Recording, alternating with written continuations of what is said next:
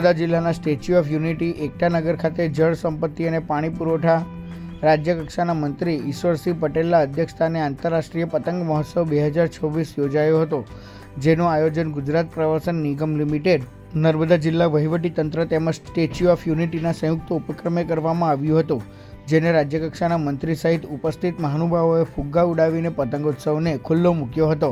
સરદારના સાનિધ્યમાં રેવાના તીરે Narmada dam view point 1 ખાતે આંતરરાષ્ટ્રીય પતંગ મહોત્સવ 2024ની ઉજવણી કરવામાં આવી હતી.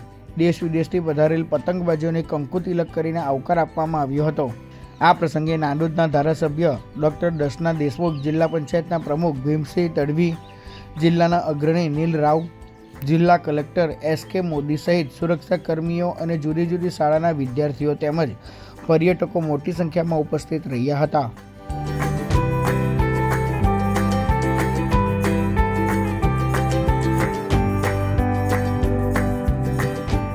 નર્મદા જિલ્લાના એકતાનગર કેવડિયા ખાતે આજે અહીંયા આંતરરાષ્ટ્રીય પતંગ મહોત્સવનું ઓપનિંગ થયું છે, ત્યારે આજે અહીંયા 13 જેટલા દેશોમાંથી 34 જેટલા મહાનુભાવો, સાથે સાથે પંજાબ, મહારાષ્ટ્ર અને કર્ણાટકમાંથી પણ મહાનુભાવો પધારીને આજે 34 જેટલા મહાનુભાવોની હાજરીમાં અહીંયા પતંગ મહોત્સવ થઈ રહ્યો છે. ત્યારે જે રીતે સાબરમતી રિવરફ્રન્ટની વાત કરીએ, ત્યાં 1989ની અંદર ગુજરાત સરકાર દ્વારા આ પતંગ મહોત્સવનું આયોજન આજે પણ થઈ રહ્યું છે.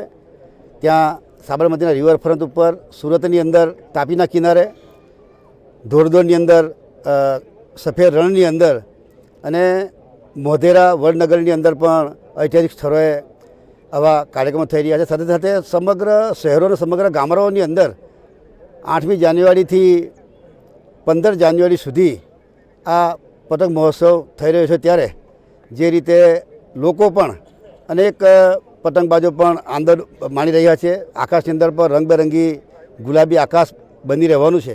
ત્યારે તમામ લોકોને આ શુભેચ્છાઓ પાઠવું છું પતંગ મહોત્સવની.